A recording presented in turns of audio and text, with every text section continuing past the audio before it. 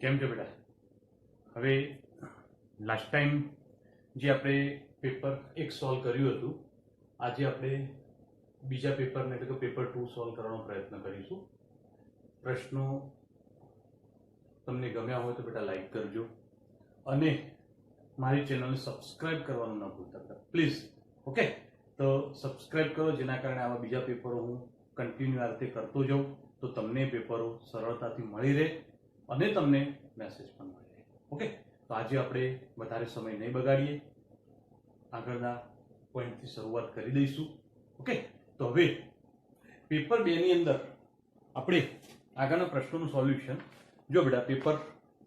જેમ પેપર 1 ની અંદર તમે વિડીયો જેવો શરૂ કર્યો તરત જ આવું એક પેપર આવી ગયું હતું, બરોબર? અને પછી બંને સાઈડ છે, બંને પોઈન્ટ આગળ આવી ગયા છે પેપર 2 ની અંદર પણ. તો તમે આ પોઈન્ટ આવી જશે, તમે એની ઝેરોક્સ કઢાવી શકો, સ્ક્રીનશોટ પાડી દેવાનો. આવે ત્યાં આગળ વિડીયો પોસ્ટ કરી સ્ક્રીનશોટ પાડી દેવાનો, પછી ઝેરોક્સ કઢાવો અથવા ચોપડામાં લખી દો, પ્રેક્ટિસ માટે રાખજો. ઓકે, ચલો હવે આ પેપરની અંદર પહેલો પ્રશ્ન છે. ઝેડ પરમાણુ સીસીપી રચના બનાવે છે જ્યારે એક્સ પરમાણુ ખૂણા ઉપર ને વાય પરમાણુ ફલક કેન્દ્રિત છે. બે ખૂણા પરના અને એક ફલક પરનો પરમાણુ દૂર થયેલ છે, બરોબર? તો ઘનનું સૂત્ર જણાવો. હવે ફલક પરથી એક પરમાણુ દૂર થયેલ છે. ઓકે, તો હવે ઘનનું સૂત્ર જણાવવાનું છે. તો ઘનનું સૂત્ર શું બનશે? તો આપણે અહીંયા આગળ સૂત્ર બનાવવા માટેનો પ્રયત્ન કરીએ અને સમજીએ બેટા, ધ્યાન આપજો. સૌથી પહેલા અહીંયા આગળ કહ્યું છે કે ભાઈ સીસીપી રચના તો કોના દ્વારા? ઝેડ દ્વારા. તો અહીંયા આગળ આપણે 3 પ્રકારના પરમાણુઓ છે. એક્સ પ્રકારનો પરમાણુ, વાય પ્રકારનો પરમાણુ અને ઝેડ પ્રકાર. તમારે એક વાત યાદ રાખવાની, કોઈ પણ આવી ઘન રચના હોય તો સીસીપી રચના હોય, એફસીસી રચના હોય, જે પણ પરમાણુ આ રચના બનાવે, બરોબર? મગજમાં ગોઠવી દેવું વાક્ય બોલવું. જે પણ પરમાણુ દ્વારા રચના બનતી હોય તેની સંખ્યા 1n ધારી દેવાની.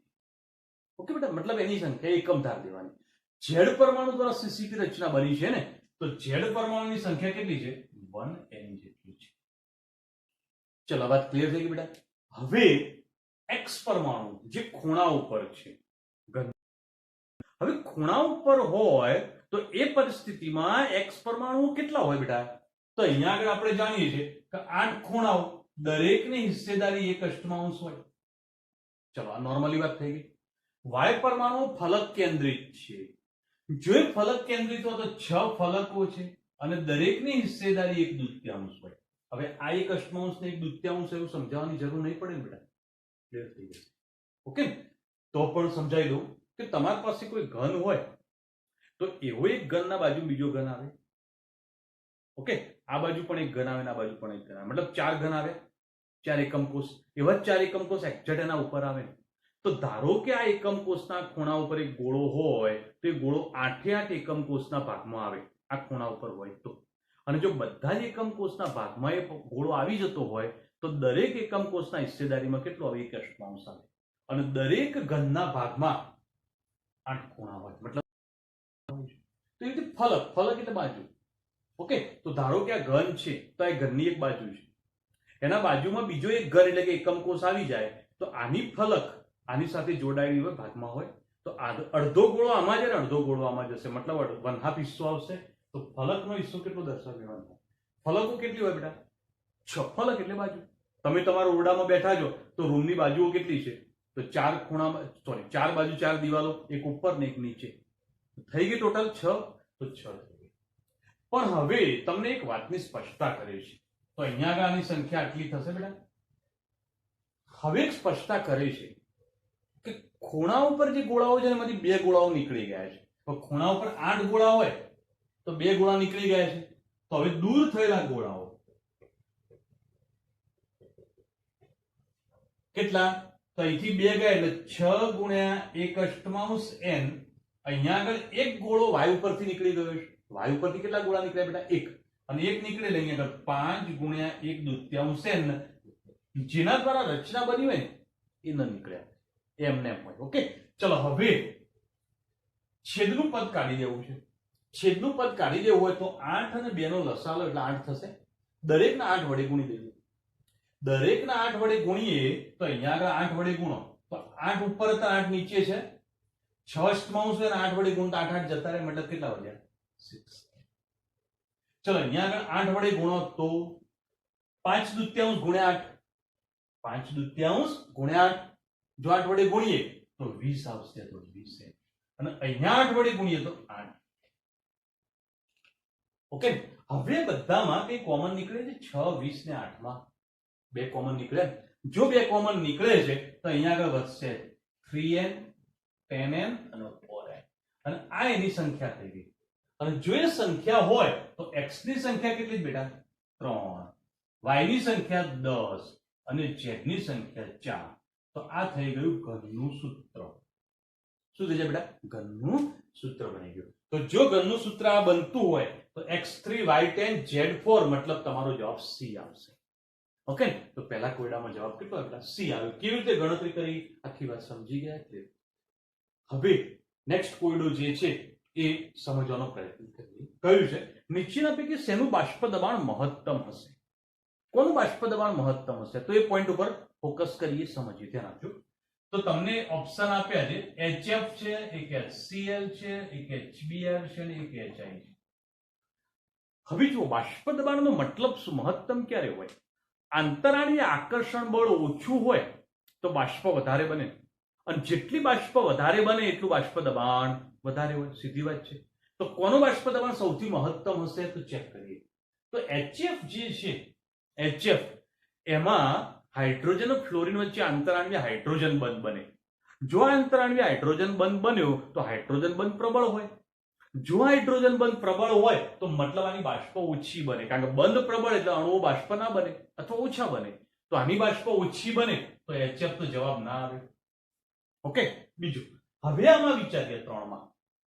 તો HCl HBr અને HI આ ત્રણેયની અંદર HBr અને HI તરફ આગળ વધીએ તેમ અણુનું કદ વધે છે અને કદ વધે તો સંપર્ક સપાટીનું ક્ષેત્રફળ વધે અને જો સંપર્ક સપાટીનું ક્ષેત્રફળ વધે તો વાંડવાશ આકર્ષણ બળ પ્રબળ બને અને વાંડવાશ આકર્ષણ બળ પ્રબળ બને તો એવા અણુઓ પણ સરળતાથી બાષ્પ બનતા નથી. તો પછી આ ત્રણેયમાં સરળતાથી બાષ્પ કોણ બને? HCl બને છે, કારણ કે એમાં વાંડવાશ આકર્ષણ બળ સૌથી નિર્બળ છે. ઓકે. અને જો સૌથી નિર્બળ વાંડવાશ આકર્ષણ બળ હોય તો HCl સૌથી વધારે બાષ્પ બનાવે છે. મતલબ HCl વાયુ અવસ્થામાં જ છે અને HCl પોતે વાયુ છે તો મતલબ એ વાયુ છે તેનો મતલબ એનું દબાણ વધારે હોય, તેથી તેનું બાષ્પ દબાણ સૌથી વધારે છે. તો બોલો બેટા, બાષ્પ દબાણ સૌથી વધારે બન્યું કોનું બન્યું? HCl નું. તો જવાબ તમારો HCl આવશે. ઓપ્શનની અંદર HCl છે C. તો બીજામાં પણ જવાબ C લેવાનો છે. ઓકે. તો હવે આગળના પ્રશ્નની ચર્ચા સમજવી છે અને એને ધ્યાનમાં લઈશું, ક્લિયર કરીશું. ચલો ત્રીજો 0.01 મોલર NaOH ના દ્રાવણ છે. હવે NaOH નું દ્રાવણ સમજો. 0.01 મોલર NaOH નું દ્રાવણ, આ દ્રાવણ બની ગયેલું છે ઓલરેડી. ઓકે. ચલો સમજો. એ દ્રાવણ બનેલું જ છે ઓલરેડી.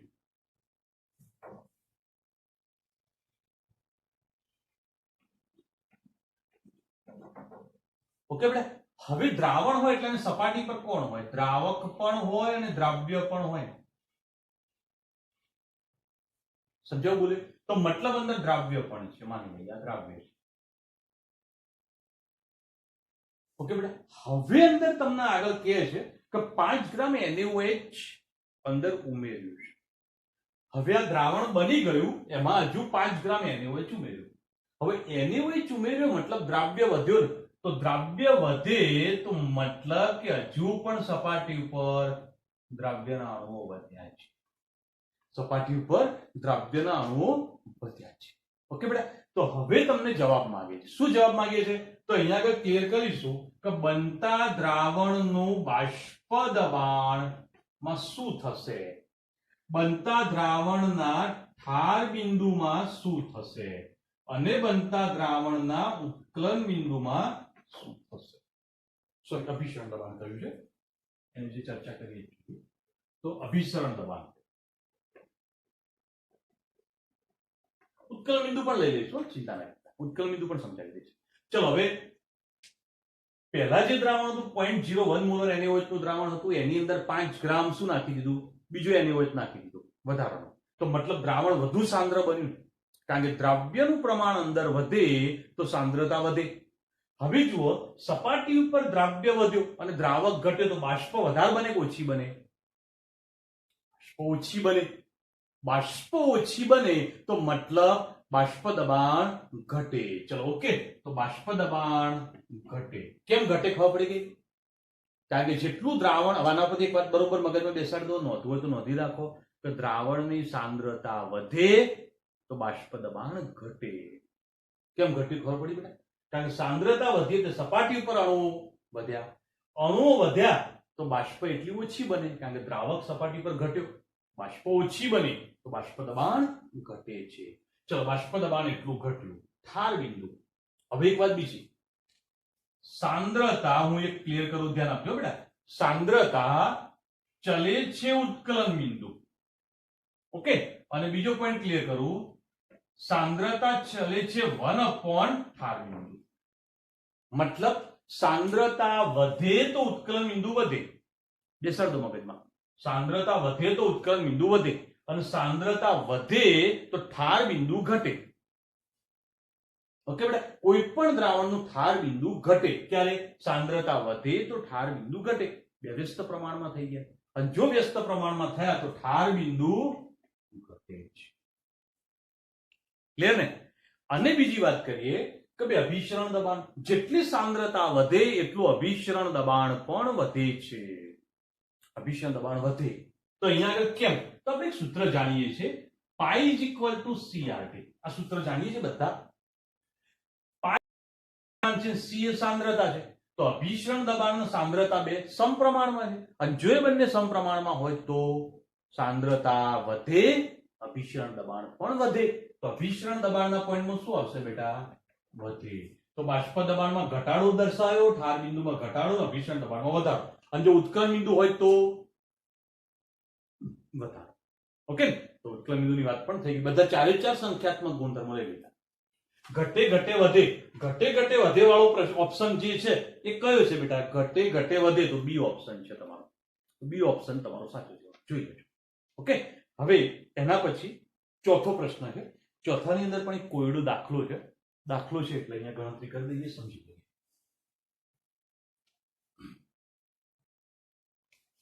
હવે જોઈ લો બેટા, પાણીના વિદ્યુત વિભાજનમાં 100 એમ્પિયર વિદ્યુત પ્રવાહ, મતલબ વિદ્યુત પ્રવાહ જે છે એ કેટલો દાખલ કરેલો છે?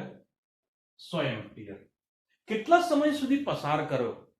તો મુક્ત થતો ઓક્સિજન 27.66 ગ્રામ ડાયબોરેનનું સંપૂર્ણ દહન કરી શકે.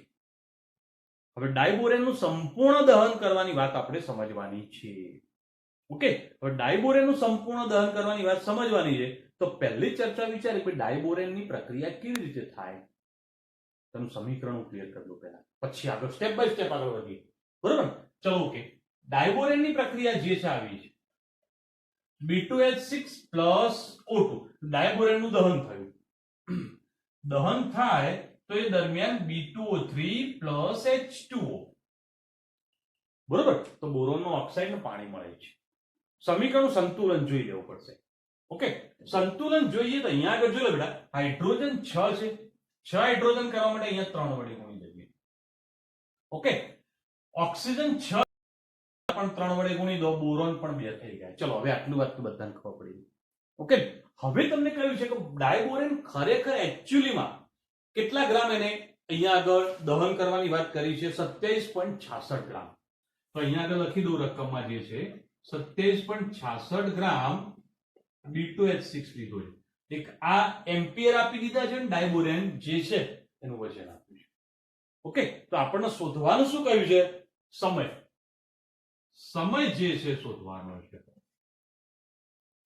તો એમ્પિયર ક્લિયર છે, સમય શોધવાનો છે. Q IT સૂત્ર ઉપરથી આપણું કામ થઈ જશે.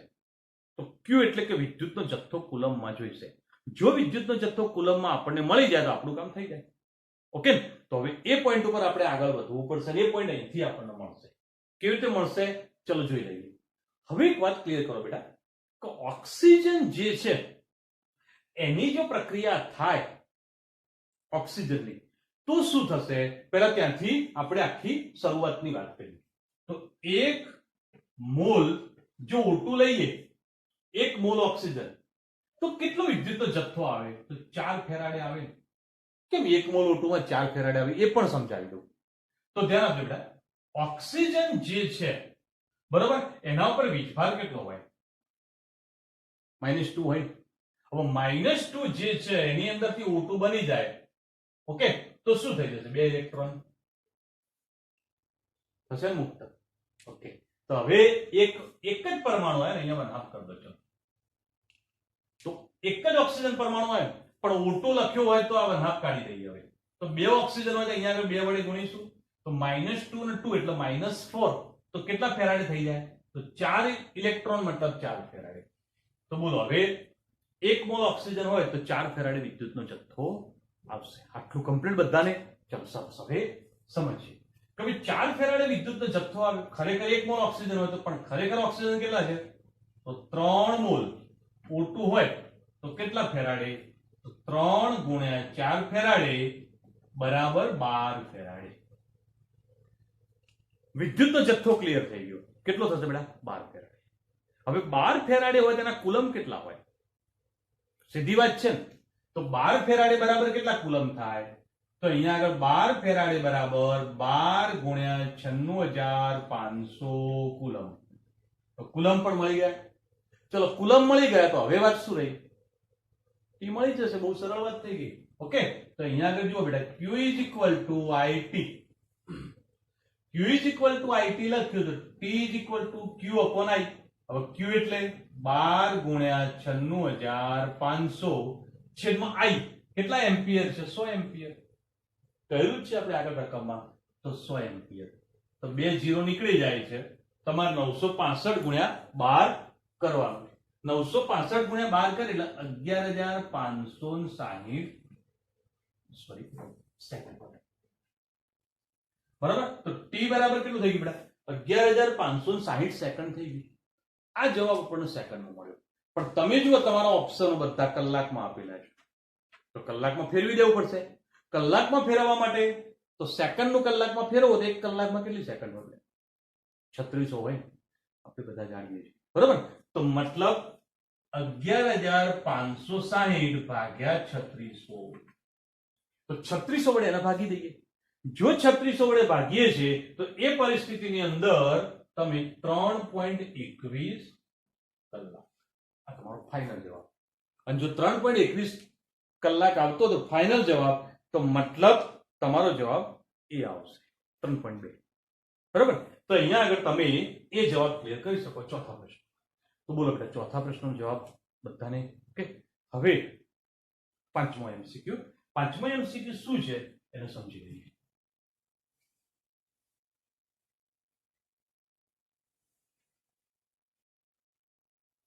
તમને એમ થાય કે કોઈ પોઈન્ટ તો વિડીયો રિપીટ કરી લેવાનો બેટા. વિડીયો રિપીટ કરીને જોઈ લેવાનું. પાંચમામાં એક પ્રથમ ક્રમની પ્રક્રિયામાં પ્રક્રિયકની સાંદ્રતા 16 મોલર, મતલબ R0 બરાબર 16 મોલર શરૂઆતની સાંદ્રતા. ઓકે, ત્યાંથી તમને કહ્યું છે કે ત્યાંથી ઘટી જાય છે, મતલબ RT કોઈ T સમય તેની સાંદ્રતા ઘટીને 0.5 મોલર થઈ જાય છે. હવે 16 મોલર માંથી ઘટીને 0.5 મોલર થવા માટે લાગતો સમય એટલે T બરાબર 40 મિનિટ થાય છે. કેટલું થાય બેટા? 40 મિનિટ. તો એનો અર્ધ આયુષ્ય સમય મેળવો, મતલબ T 1/2 શોધવાનું છે. કેવી રીતે શોધીશું બોલો? તમે શું કરશો? તો હું તમને કહું, તમે કઈ રીતે ગણશો? એ રીતે નથી ગણવાનો. હું શોર્ટ ટ્રીક બતાવું છું. તમે આ રીતે ગણશો, K બરાબર 2.303/T log R0/R. ઓકે, હવે R0 16 મોલર મૂકી દો, R 0.5 મૂકી દો. આ 16 મૂક્યા, 0.5 મૂકો, T બરાબર 40 મૂકો, K મળશે. મળે કે? ઓકે, પછી T1 બરાબર 0.693/K. 0.693/K. K નું મૂલ્ય અહીંયા જે મળ્યું તો અહીંયા મૂકી દો, પાછો ભાગાકાર કરો, T1 મળશે. આટલો દાખલો ગણવો હોય ને પરીક્ષામાં નીટની એક્ઝામ કે જીની એક્ઝામ હોય કે બોર્ડની એક્ઝામ હોય, ઓછામાં ઓછી 5 થી 7 મિનિટ જાય. બરોબર, પણ આપણે શોર્ટ ટ્રીક ક્લિયર કરીએ તો કેટલો સમય થાય જોજો. 16 મોલર હતું, અડધા છે સમયનો મતલબ સાંદ્રતા અડધી થવા માટે લાગતો સમય, તો 16 મોલર માંથી શું થયું? 8 મોલર. ફરથી અડધું 4 મોલર, ફરથી અડધું 2 મોલર, ફરથી અડધું 1, હજુ પણ અડધું 0.5. આપણું આવી ગયું 0.5 બેટા. કેટલા સ્ટેપ થાય જો? આ એક સ્ટેપ, આ બીજું સ્ટેપ, ત્રીજું, ચોથું અને પાંચમું. કેટલા સ્ટેપમાં પ્રક્રિયા થઈ? 5 સ્ટેપ થયા. તો તમારો કુલ સમય કેટલો લાગ્યો? 40 ના. તો 40 મિનિટ ભાગ્યા 5, 8. ઓકે, તો જે આવ્યું એ P1 આપશે. તો તમારો જવાબ 8 મિનિટ આવે. કદાચ 30 સેકન્ડ જેવું થયું છે. ઓકે, તો બોલો ફાસ્ટમાં તમારે જે 5 થી 7 મિનિટમાં જે કોયડો ગણાય એ જ કોયડો ફટાફટ. આ તો મેં તમને સમજાય કે કહ્યું તો એ 30 સેકન્ડ. તમારે જાતે ગણવાનો તો 30 સેકન્ડ ના થાય, ફટફટ ફટફટ ક્લિયર થઈ જાય. બરોબર, 10-15 સેકન્ડમાં કોયડો પતી જાય. ઓકે, તો આવા શોર્ટ ટ્રીકો થોડી ધ્યાનમાં રાખવાની કે જે પ્રથમ ક્રમની પ્રક્રિયા માટે જ લાગુ પડે બેટા. ઓકે, તો ધ્યાન રાખજો અને સમજો. નેક્સ્ટ પ્રશ્ન આગળ વધીએ. સામાન્ય રીતે નીચેના પૈકી કયા ઓક્સાઇડમાંથી કાર્બન વડે રિડક્શન દ્વારા ધાતુ મળતી નથી? સામાન્ય રીતે એવો શબ્દ વાપર્યો છે, અને સામાન્ય શબ્દ વાપર્યો તો જવાબ આવે એ, Al2O3. કેમ Al2O3? કારણ કે Al2O3 કાર્બન વડે રિડક્શન થાય, પણ સામાન્ય પરિસ્થિતિમાં નથી થતું. બરોબર, હોલ હેરાઉલ્ડ પદ્ધતિ વાપરવી પડે છે, અને 1000 કેલ્વિન જેટલું ઊંચું તાપમાન લઈ જાઓ, ખૂબ ઊંચા દબાણ સાથે વિદ્યુત પ્રવાહ દાખલ કરો તો પ્રક્રિયા થાય. એમને નથી થતી, ને એમાં પણ ક્રાયોલાઇટ મિશ્ર કરવો પડે. જો એકલો Al2O3 લીધો હોય ને તો 2000 કેલ્વિન તાપમાન થઈ જાય, 2000 થી ઉપર. એટલે સામાન્ય પરિસ્થિતિમાં પ્રક્રિયા ના થઈ કહેવાય. તો મતલબ Al2O3 ની પ્રક્રિયા મુશ્કેલ છે. ચલો ઓકે બેટા, હવે નેક્સ્ટ વર્ક. નીચેના પૈકી કયા નિષ્ક્રિય તત્વો મહત્તમ સંયોજનો બનાવી શકે છે?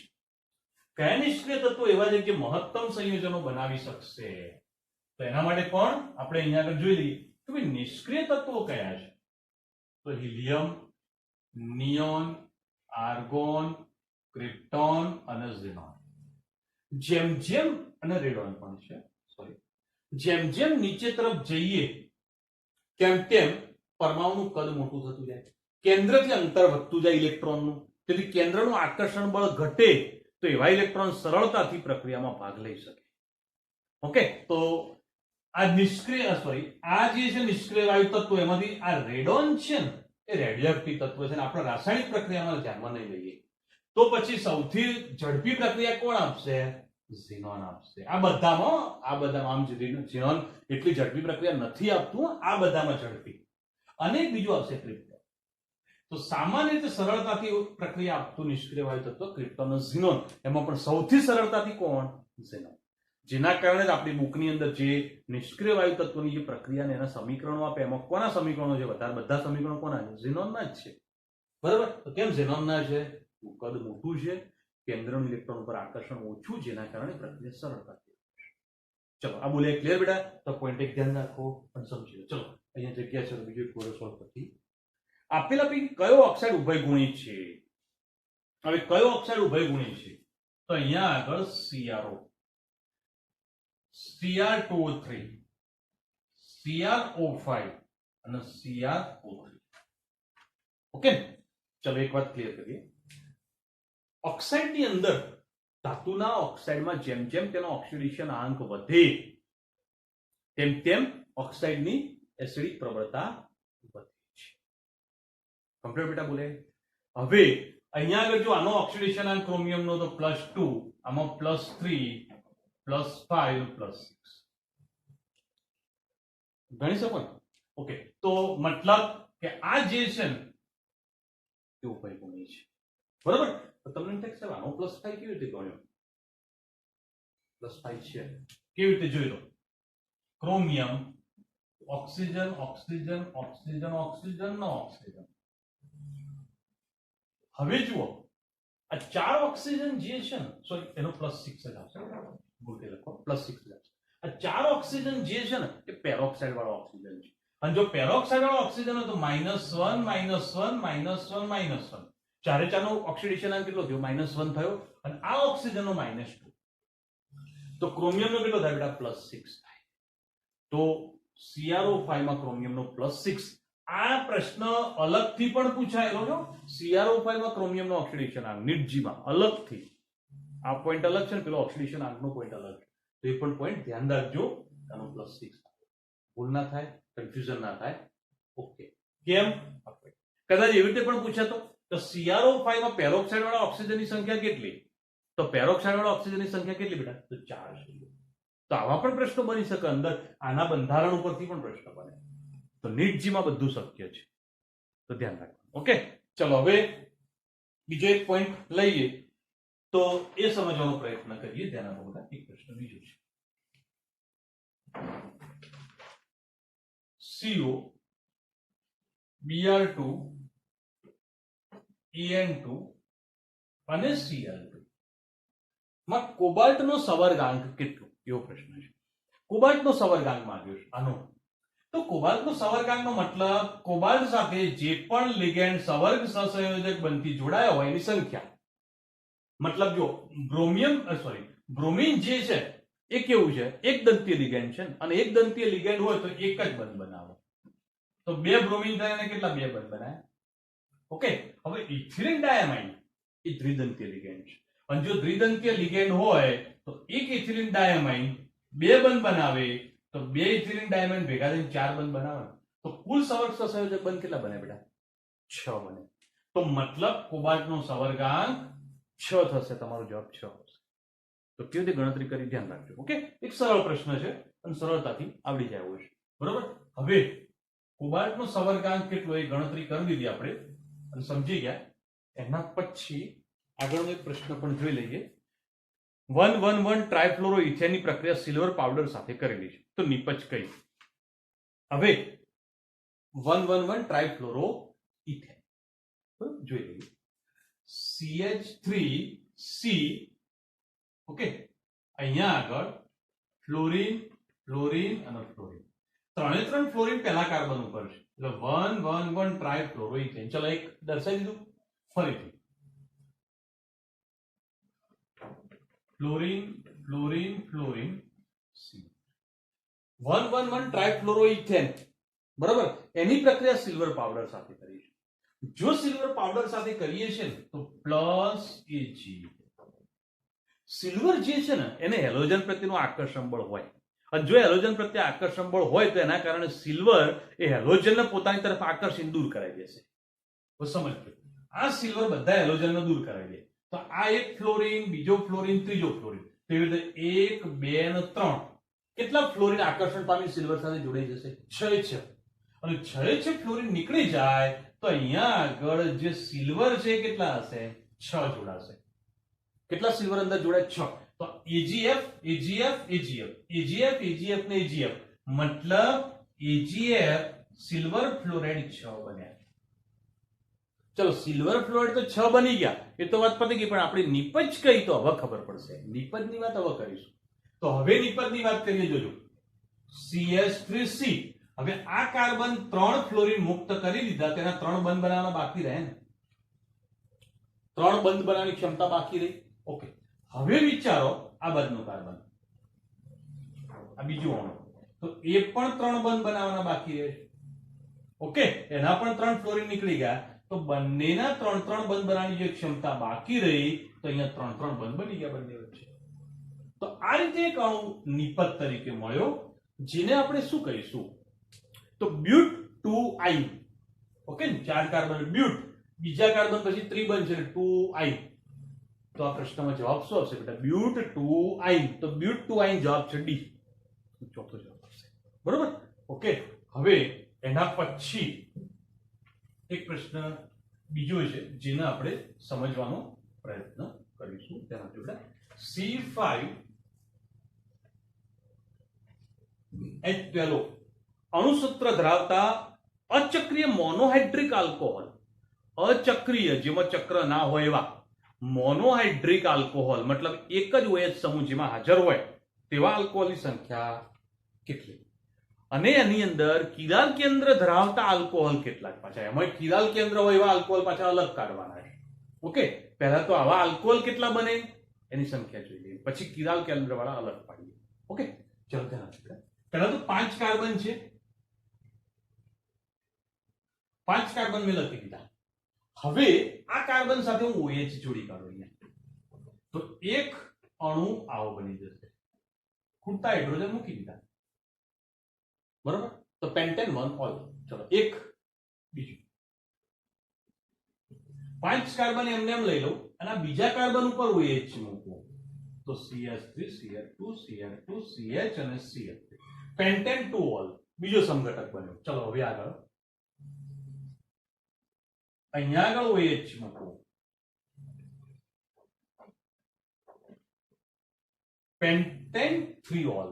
ઓકે, હવે તમને એમ વિચારો આ OH હજી અહીંયા મૂકે, જો અહીંયા આગળ મૂક્યો, પછી અહીંયા મૂક્યો, પછી અહીંયા મૂક્યો, અહીંયા મૂકીએ તો આ જ વસ્તુ રિપીટ થઈ. બીજા કાર્બન ઉપર જ OH આવે, મતલબ એ માન્ય ગણાય નહીં. ચલો 3 થઈ ગયા.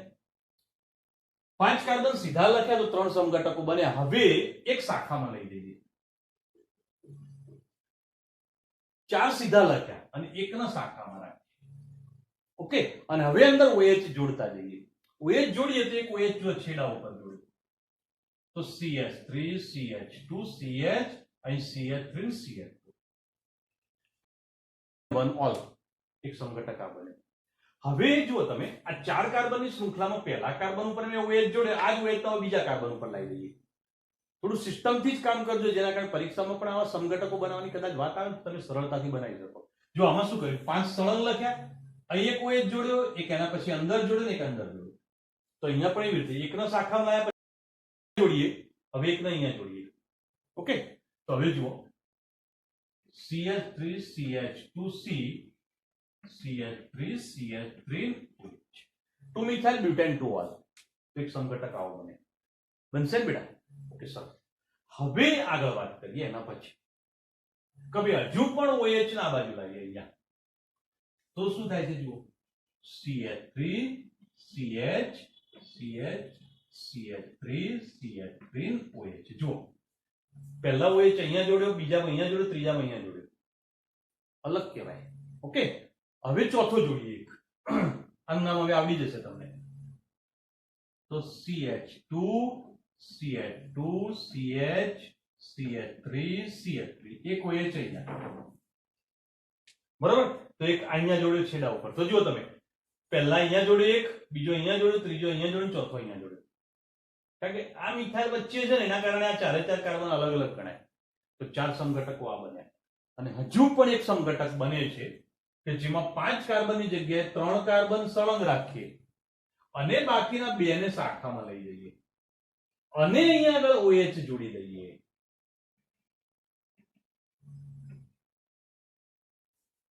એક સમઘટક આ બનશે. આમાં તમને એમ થાય કે સાહેબ OH અહીંયા જોડ્યો, એની જગ્યાએ OH અહીંયા જોડીએ, અહીંયા જોડીએ, અહીંયા જોડીએ, તો બધા સેમ જ ગણાય, અલગ નથી.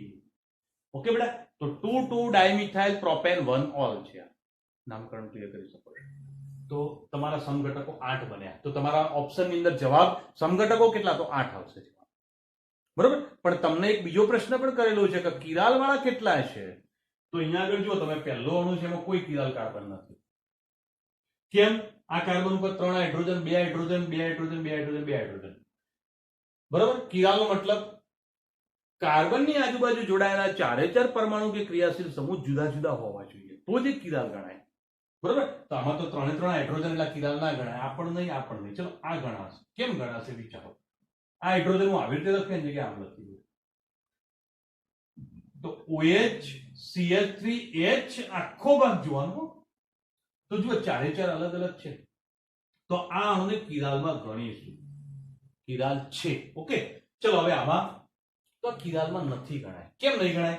આ H ને અલગ પાડું છું. જોજો આ એક આખો ભાગ H OH ને આ ભાગ જુઓ, તો આ બાજુ પણ ઇથાઇલ છે ને આ બાજુ પણ ઇથાઇલ છે. જો બંને ઇથાઇલ છે ને અહીંયા H છે ને અહીંયા OH છે, મતલબ બધું અલગ અલગ છે.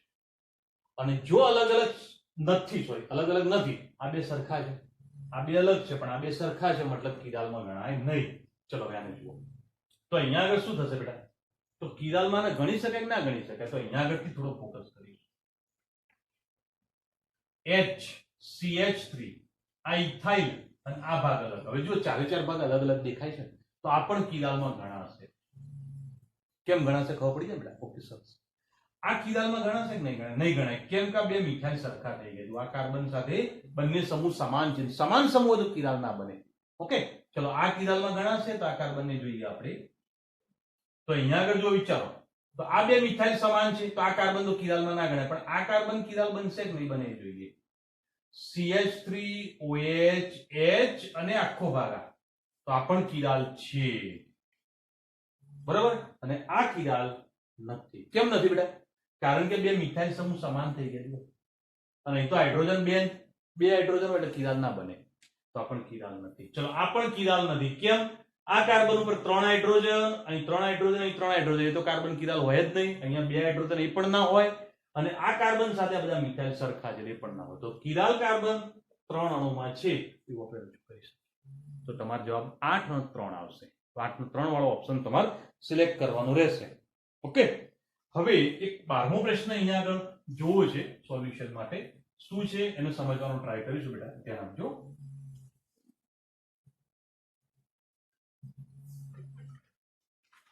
હવે FCH2COOH CN NC લખ્યું પણ એ CN સમજીશું. CH2COOH O2N મતલબ NO2 CH2COOH અને કયું છે Cl CH2COOH. બરાબર. હવે તમારે અહીંયા આગળ કહ્યું છે કે એસિડિક પ્રબળતાના ક્રમમાં ગોઠવો. હવે અહીં દર્શાવ્યું FCH2COOH. હવે અહીંયા ફ્લોરિન છે એની જગ્યાએ સાયનાઇડ, એની જગ્યાએ NO2 ને એની જગ્યાએ ક્લોરીન. તો એસિડિક પ્રબળતા કેવી રીતે? તો આ બધા સમૂહ ઇલેક્ટ્રોન આકર્ષક સમૂહ છે. અને આપણે એક વાત ભણી ગયા હતા કે ઇલેક્ટ્રોન આકર્ષક સમૂહની પ્રબળતા વધે તેમ એસિડિક પ્રબળતા વધે. શું બોલે ખબર બેટા? ઇલેક્ટ્રોન આકર્ષક સમૂહની પ્રબળતા વધે તેમ એસિડિક પ્રબળતા વધે. તો સૌથી ઇલેક્ટ્રોન આકર્ષક પ્રબળ કયો છે? તો અહીંયા આગળ દર્શાવજો જો. બરોબર. NO2 સૌથી પ્રબળ છે. એના કરતા નિર્બળ છે સાયનાઇડ, એના કરતા નિર્બળ ફ્લોરિન અને એના કરતા નિર્બળ ક્લોરીન. ઓકે. તો સૌથી પ્રબળ આ હોય તો એની એસિડિક પ્રબળતા સૌથી વધારે હોય. જે NO2 જોડાયેલો છે એની એસિડિક પ્રબળતા સૌથી વધારે. પછી સાયનાઇડ વાળો, પછી ફ્લોરિન ને પછી ક્લોરીન વાળો.